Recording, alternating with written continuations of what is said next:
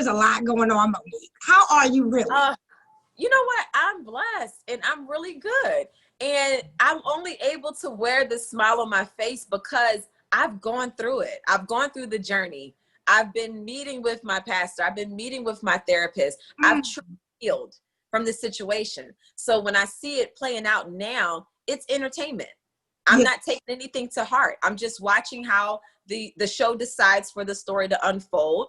And I let the fans and viewers comment how you want, comment how you wish, because I know who I am. I'm secure in that. I've been on this journey and I know that I see what the end is, you know, so I can sit back and just feel at peace. And I feel good. That's a blessing to be able to say that with so much going on. So I'm happy for you. Well, before we get into it all, I got to ask you, how did you even come to Real Housewives of Potomac? Like, how did this opportunity come where you ended up on the show? Oh, so a lot of the people in my circle knew a lot of the women that were on the show. So because we had those connections naturally, it was easy to just kind of walk right through the door. And then once they meet the family and they're like, okay, how are they on camera? Are they natural? And they're like, okay, yeah, this is a good fit. And the rest is history. Well, good. I'm glad it worked out. So, okay, let's dive into it. I want to talk about the beginning of the season because I was really excited that you and Giselle seemed to be like in a good place. Y'all were going out to eat and everything. And I was like, oh yes, I love this. Did you feel like at that time that you guys were on your way to a genuine friendship? Absolutely not. Absolutely not. I'm going to be 100% honest with you. The last time I did a one-on-one scene with Giselle was in France 2 seasons ago. So when this happened, we came together for Ashley. So I said, okay, we both have that mutual love and respect for Ashley. We've been down a bumpy road. And I said, you know what, we can do this. But did I trust her? No. And I said that as soon as I sat down at the table. I said, anytime I think of you, I think negative. You know, I said all of that. I put it all out there. And I told her everything that I thought about her in that moment. They showed some of it, but I kept it 100% real. And I said, I'm always able to just like get along for the group. But do I 100% trust her? Absolutely not. But I said, okay, I'm willing to go down this road and see where it takes us. But I already had a feeling. I'm like, something's coming. She's setting me up. She's doing something, you know? You always, I know for me, like I'm big on vibes and I can feel stuff. And it sounds like you kind of felt that it wasn't going to be anything too special. Oh yeah, no, I 100% felt that. And I was just like, you know, I just know that the fans and viewers of the show, they've been wanting to see a moment where Giselle and I could get along for a long time. Yeah. So I'm glad they had that moment, but they better not expect it again.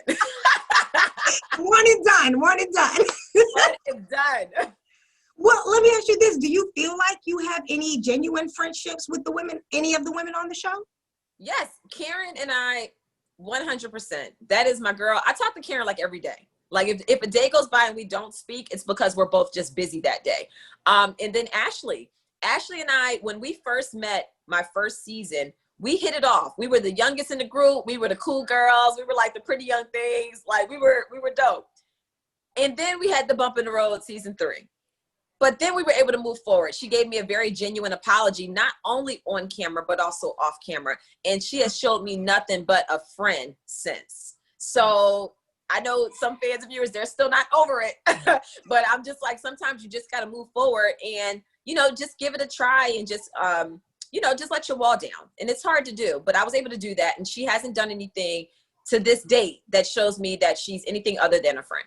And that's what I was going to say. It really does help a lot too. Like if you have an issue with somebody, but you do see that their actions are progressive and it's not going back to any of those negative ways, that of course helps you let your wall down, I'm sure.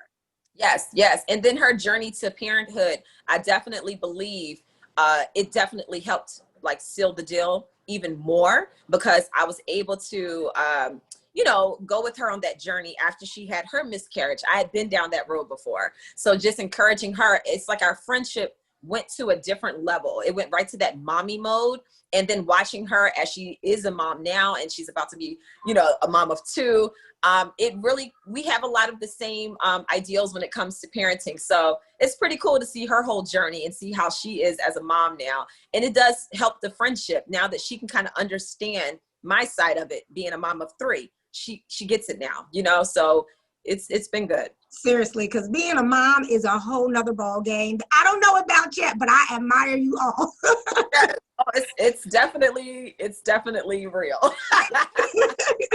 Well, I do want to talk about, speaking of friendships, you had an ex-friend who really started a whole world of drama for you. I mean, to the point where you and your husband even got on live to address all these rumors. And I really did feel for you and your husband because, this dealt with fidelity in your marriage. It dealt with your child. Yes. Why did you feel like you wanted to go on live to address everything? Because it was a lot that you got into. Yeah, well, what prompted that live was Candace. She actually went on her live and for whatever reason thought that it was okay for her to just tell everybody what the whole real situation was. Mm-hmm. And you know what's really crazy about that? And I feel like sometimes guys just kind of like will get in the midst of a situation and he'll open up a door for you through the person that you least expected. My husband and I were never going to talk about all of that other stuff that was happening behind the scenes. Mm. We were just going to ride with the whole rumor spin that Giselle gave. And we were like, okay, cool. Keep our child's name out your mouth. We'll deal with the whole trainer rumor. I know it's not true, so I'm not really tripping. I'm like, okay, people make up rumors all the time on this platform. We already expect it.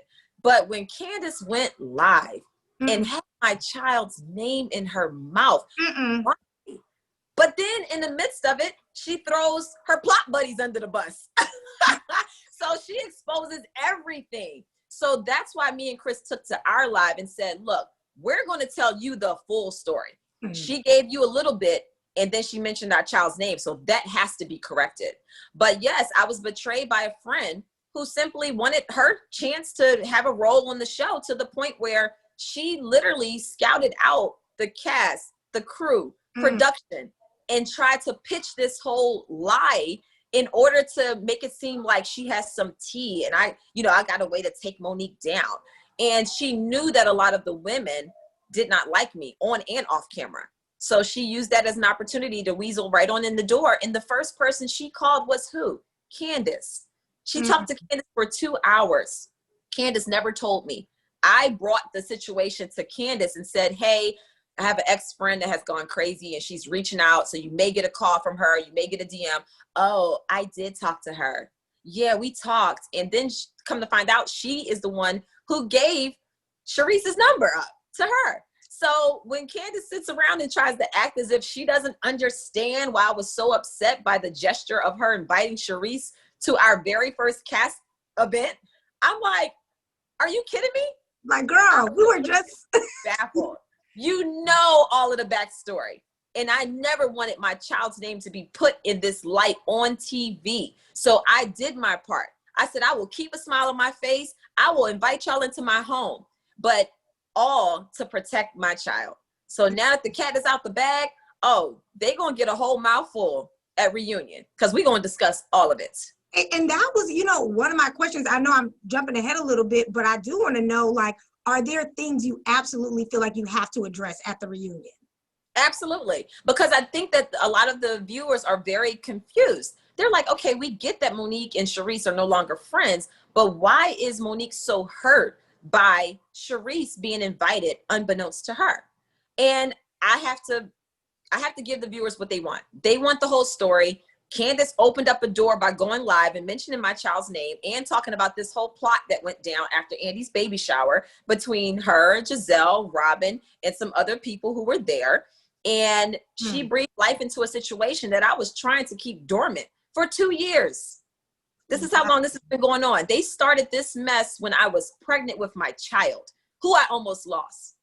Wow. So, we're going to talk about this. We are absolutely going to talk about this. And they did not want to go along with the real lie that my ex-friend told because they knew if they brought this out, they would look bad.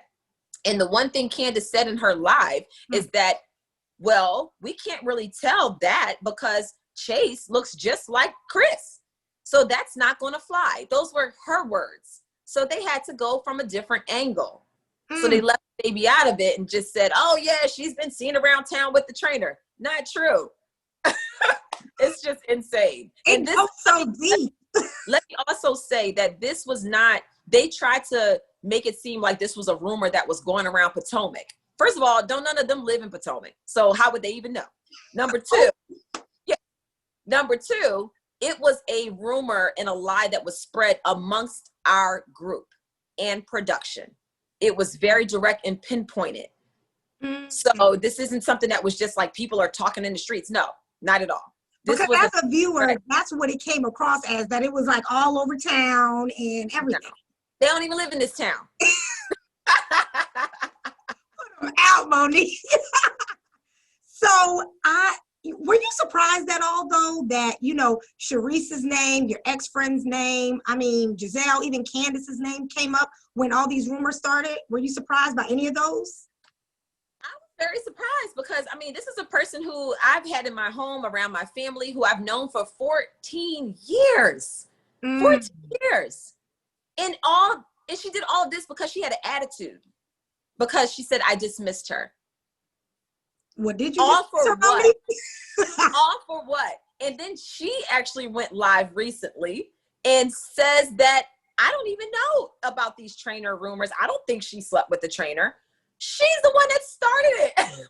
And then comes back and doubles down and says, yeah, no, I don't even know about that. I just did this because I was upset with her. So you go through all of this, but it just showed you that the hate is real. So when people are watching the show and they're like, oh, sometimes they're hating on Monique, or, oh, Monique is sometimes over exaggerating. Now people can see behind the scenes, this hate is real, because I don't sit at home plotting on them and worried about them. I'm tending to my kids and my businesses and my husband, which they don't have a husband. So most of them, yeah, the bitter Bettys, they all joined together, all of the menless women of Potomac. Oh, wow. I wish I had a wine glass in this studio. Oh my. Well, do you think, though, that I know Sharice's name was coming up a lot. Do you think that was a tactic for her to get back on the show? Absolutely. Yes. She knew what she was doing. She knew why she was there. And the fact that even her own friend, Giselle, has constantly thrown her name out there and threw her under the bus. So this whole plot and plan, and it just backfired because they probably realized how nasty and ugly it looked. And then they want to all like back away from it. Oh no, I didn't have anything to do with it. Well, your girl called y'all out on Instagram Live. Thank Candace, y'all. Thank Candace for running her. The receipts are now there. So, yeah. Yes. Well, you know, of course, things took a turn this season, and we won't harp on that altercation too long. But I know since it aired, you know, Candace has done quite a few interviews about it. And she's, you know, mentioned a lot of different things. She said that, you know, you were feeding information to your friends so they can feed it to the media to make you look good. And she even recently did one where she says, you know, that you couldn't verbally compete. So you had to resort to what your mom always taught you, which she said came out of your mouth, which was fighting. How do you even respond to this? Because, you know, some of your fans are even looking just to make sure, okay, we're hoping there's no truth to this. How do you respond to that? No, she's taking bits and pieces of small truths and trying to put them together and put her little spin on it. First of all, I don't have to have anyone be a mouthpiece for me. We all know, if you watch any season over Housewives of Potomac, I have no problem with running my mouth. So if I need to say something, I will say it myself. If I want to tweet something, I will tweet it myself. I cannot help that there's a whole army of people who support me. And I also can't help there's a whole army of people who simply don't like her. That is not my fault. I don't have to leak anything. I don't have to spin anything. And I don't have to pay anybody to have my back. So that's her own issue. She has put out aggressive, belligerent behavior for the seasons that she's been on this show. And because of that, the way she tweets to fans, the way she talks to viewers, she has created that. So she has no one to thank but herself. As far as me resorting to violence that my mom taught me, no, my mom taught me how to protect and defend myself. At the point where she triggered me and put her hand in my face, and I gave her a warning. I said, you need to back up. What did she do? She got even closer to my face and then asked me, what are you going to do?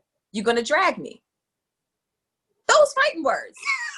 Where I words out of my mouth. Those fighting words. So at the end of the day, I didn't just have to resort to physical altercations because I can't talk. I know how to talk.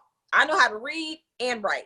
I know how to be sarcastic. I know how to throw shade just as good as the rest. So I don't have to. But at the point where you put your hand like this up in my face, that's the issue for me. Yeah. So Candace has been doing a lot of talking about me. She just has nothing else to do. Her wig line is failing. She needs to sell that super glue though. She needs to definitely put that on the market. Market that, make some coins so that you can get out your mama's house.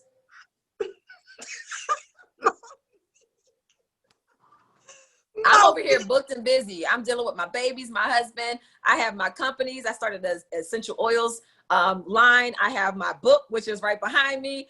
I have a single. We busy over here. I ain't got time to do interviews about Candace. But she want to keep promoting me. That's just fine. Head on over to Instagram, click the links, and buy my things. Listen, which we have to get into all that. But I do want to talk about, and I know we haven't really seen the episode that's supposed to be coming on this Sunday, but in the previews for it, it did look kind of like you weren't getting too much support from the women when you had that powwow, to a point where you were almost like, you know what, maybe I shouldn't be here, maybe I should leave.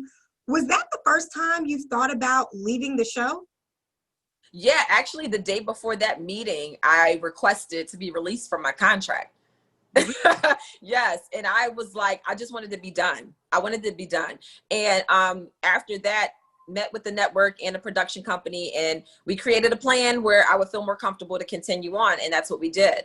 But yeah, at that meeting, what was interesting was when I went into that meeting, I was being fully accountable of my actions.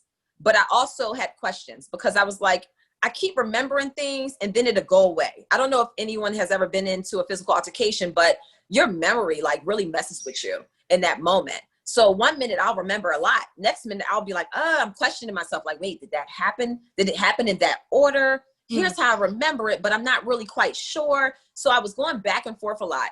And I was met with just attack after attack. Even when I said, there's no excuse for what I did. There's no excuse for my actions in that moment. Here's my journey moving forward. They still came back to just like chastise and just dig an even deeper hole and kick me down into it. And I'm like, okay, I'm sitting here trying to be real with y'all and it's still not good enough. And that's when I realized it really doesn't matter anything that I do. They're not going to like it. It's been that way since I've been on this show. Wow. Wow. Well, I'm glad that, in that meeting, you did take accountability for it and say that, because I feel like some of the narrative that's being put out right now is that you never took accountability for it and you don't feel bad and, all of that stuff. So I'm glad you had that moment, but I'm also glad that you talked to production and y'all were able to work something out, because of course you still have so many fans who want to see you on the show, who want to see you win and do well. So I'm glad you were able to do that. So has the reunion started filming yet, or? Not yet. We haven't filmed the reunion yet.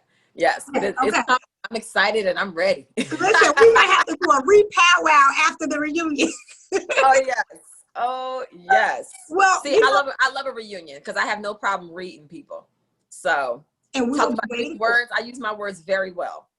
Yeah, we will be ready for it, because it's so much that has to be discussed, especially because I don't think most people even realize this was a year ago. So now it's just like reigniting everything.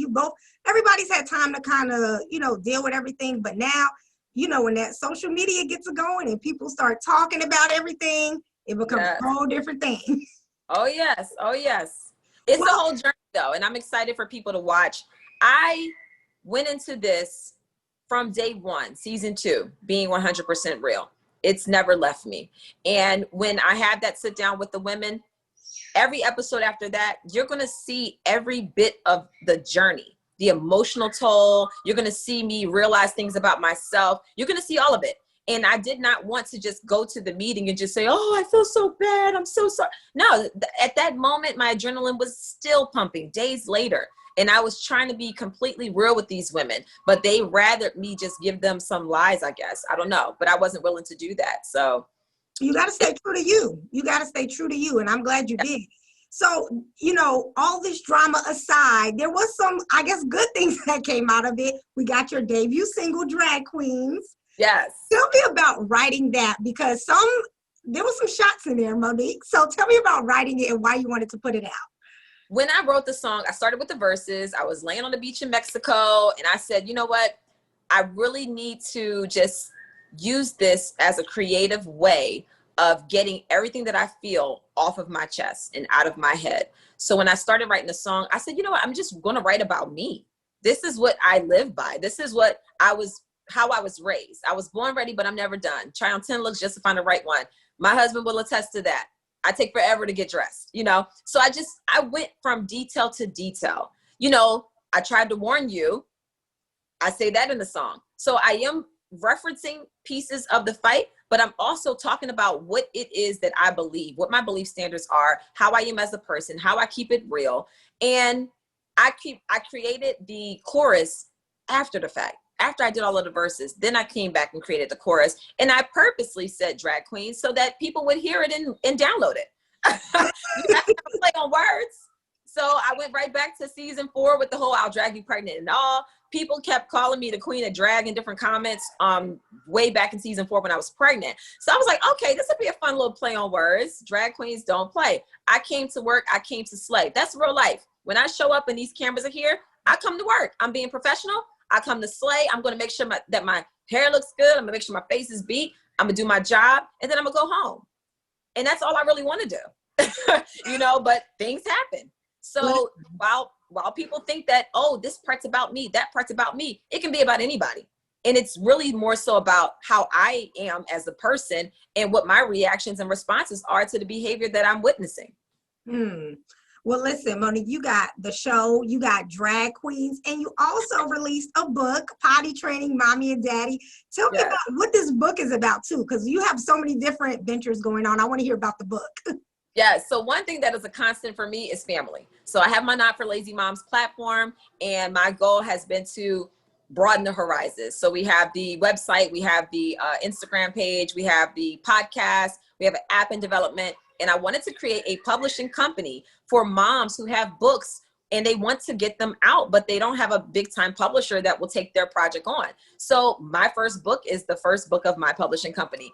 And it is called Potty Training Mommy and Daddy. It's talking about my journey of potty training my 3 kids. I started potty training them at 6 months old. So I'm giving tips and tricks on how to do that. I put all my secrets in this book. And I also give tips and tricks for toddlers and walkers as well. So it's a quick read for busy moms and dads who just really need that pep talk to get them going, to change their mindset as far as introducing the potty. And hopefully if their child is young, they can do it sooner than later. I mean, 6 months, that is super young. Yes. It's an introduction. So it's not looking for perfection. It's more so making them familiar so they never develop a fear of using the potty. Oh, well, that's cute. And I want to ask about how things are going with Not for Lazy Moms, because, you know, in addition to the drama, I'm glad that we do get to see you talk a lot about that platform that you've created. Yes. We have our season 3 podcast, which is actually going to release on Tuesday, my birthday, October 6th. We're releasing season 3, and it is going to be an amazing season. I know that I've been getting requests by so many parents, like, when are you going to release Not for Lazy Moms podcast? We're ready. And we are going so deep this season. We're really talking about our mindset as a whole when it comes to parenting. Sometimes we look at our kids and we're like, oh my God, I love my baby so much, but I do not like them today. And I just want parents to be real about that emotion. Be real about, you know, sometimes you see your kid and you're like, okay, we spent all day and I don't even know what I did with the child. I feel like that I spent this whole day and I've been so unproductive and I haven't given my child all the cuddles that I really wanted to give them. How do I just calm down, take a step back, and make sure that the time I'm spending is quality? So we're going deep. It's going to be an amazing season. So I'm really excited. We're moving and grooving over here. I ain't got no time for nothing else. Listen, I was going to say, do you have the time for this reunion? Listen, you got to make time for that because we need. That's amazing. Are there any other projects that you're working on that your fans should know about or that, you know, are coming out soon? Yes, I have Mila Eve Essentials. It's an essential products line, and we're releasing 34 oils to launch with. And we're going to be doing it in the next few months. So I just got the packaging approved. I just got the first round of all of my testers coming with the labels on them. I'm really excited because everybody knows how I feel about essential oils. And now I'm bringing you essential oils that are top quality, but for half the price. So I'm giving you some affordable essential oils, and it's going to take over. I can feel it. Okay, yes, promo, top quality for half the price.